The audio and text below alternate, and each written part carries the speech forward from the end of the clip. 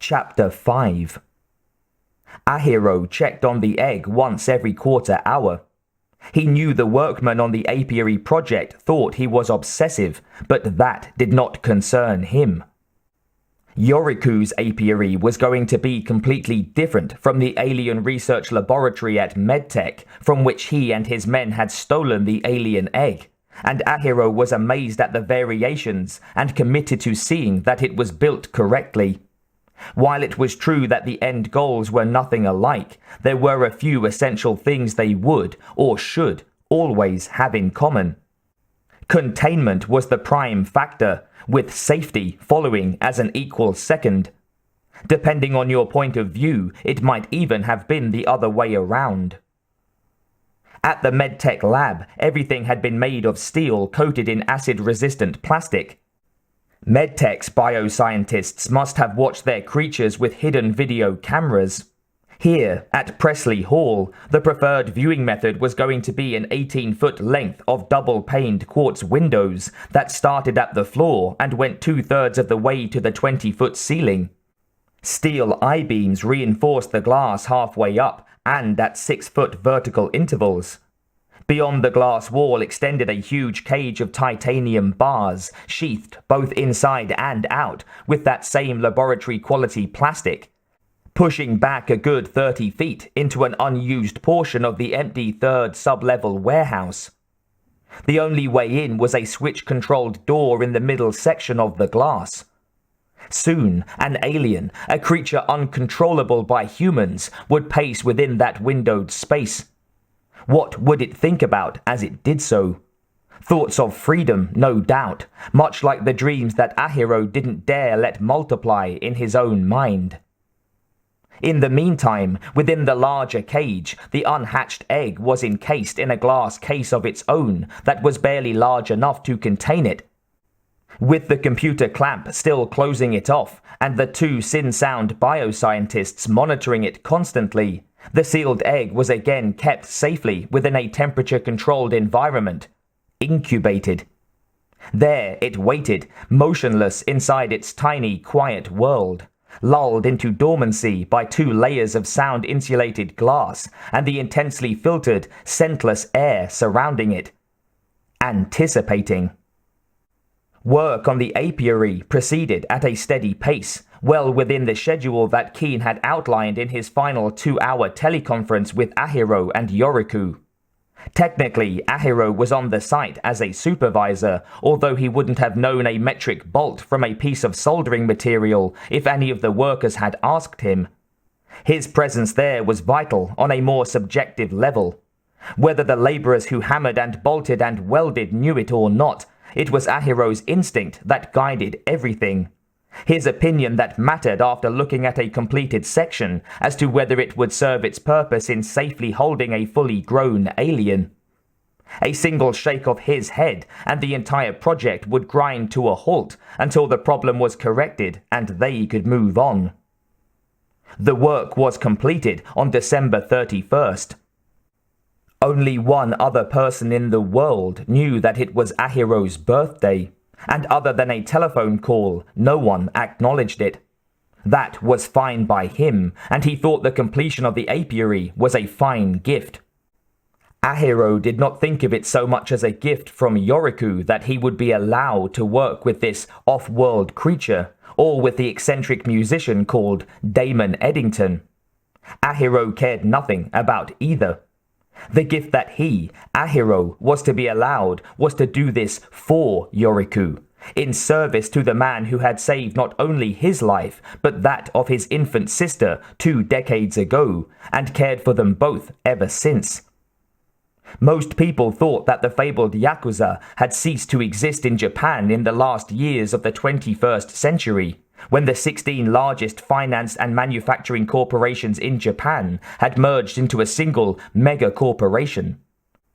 The resulting entity had narrowly missed going to war with the Japanese government over the right to self-control, avoiding a military confrontation only by neatly strangling almost all of the illegal import-export and drug operations in the country as a show of supposed honesty and good faith.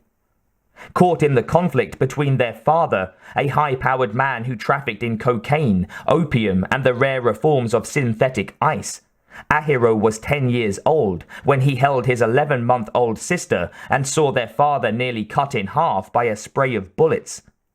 When the man wielding the machine pistol turned towards Ahiro, whose face was already split across his right eye by exploding glass, the boy hugged his baby sister tightly and stared at the masked assassin full in the eye, refusing to look away from the man about to murder them. Yoriku had saved them. There was nothing flashy about Ahiro's memory of the man or his actions. A single soft word.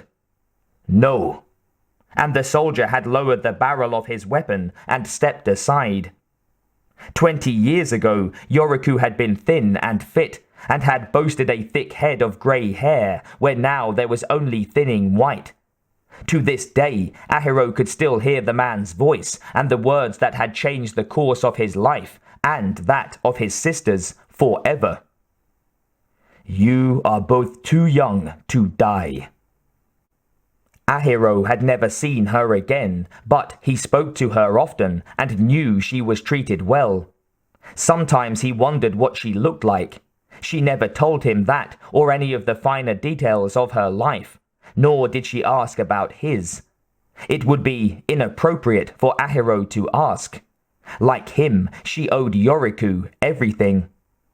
In life, their father had been a criminal and a drug dealer, but he had also been a traditionalist. And as was customary with ancient Japanese heritage, honor was everything. Yoriku had asked for and received a sworn oath of lifelong loyalty in return for their lives. At 10 years old, Ahiro had fully understood the magnitude of what he gave. Neither he nor his sister had ever seen their mother again, and both assumed she'd been killed. That was another thing that Ahiro did not bring up. To do so would be to tarnish his promise, to disgrace his word. Such a thing was unthinkable. Brought to America soon after his father's death, Yoriku had seen to it that Ahiro was privately tutored in those areas that the older man believed would be the most useful to him and to the boy in the future. English, reading and writing of course, basic mathematics. Beyond that, the schooling turned to more down-to-earth subjects. Yoriku was not raising a corporate executive. Those were available by the hundreds. Instead, he wanted someone who could do nearly anything that might be required in a day-to-day world filled with jealous and dangerous competitors. Work with his hands, defend him, obtain things for him that might be difficult for someone else. Ahiro learned to work with wood and metal and plaster, and how to supervise those who could construct the things that he did not know how to construct himself, such as electrical and mechanical systems. Above all, he learned to be that ultimate of Japanese servants for Yoriku, a ninja. In the years since then, Ahiro had never questioned the things he did for his savior. Again, it simply wasn't done. Nothing mattered but Yoriku's wishes. Legal or illegal, fair or unfair. Those were concepts that applied only insofar as Yoriku chose to apply them.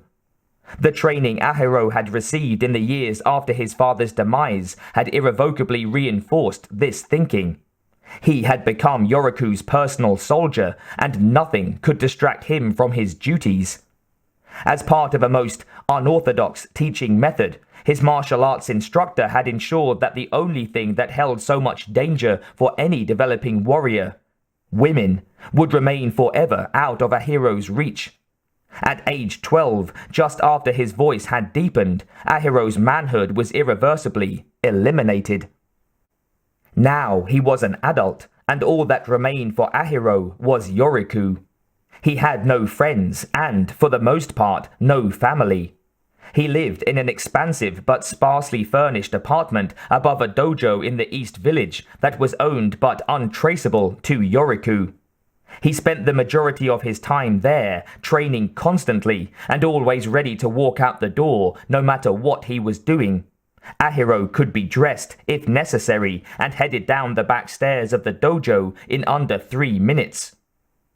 Next to Yoriku, the dojo was the only thing to which Ahiro devoted any attention, and over the years he had made sure that his dojo gained a reputation for being among the best in the city, but also the most selective and difficult. The students who applied there were always illegal immigrants, honorable young men who had trained in Japan from down on their luck but good families, and who were looking for a new start in America. Their minds were pliable, and they desperately sought hard training and discipline, preferring a way of life closer to what they had left in Japan than the difficult-to-understand American lifestyle. Ahiro chose only those who did not speak English, and the number of applicants who spoke only Japanese was more than most people thought. While English was routinely taught in urban Japanese schools, there were still the poorer rural areas where schooling was a second priority to farming and making a living. It was from these areas that most of Ahiro's students came.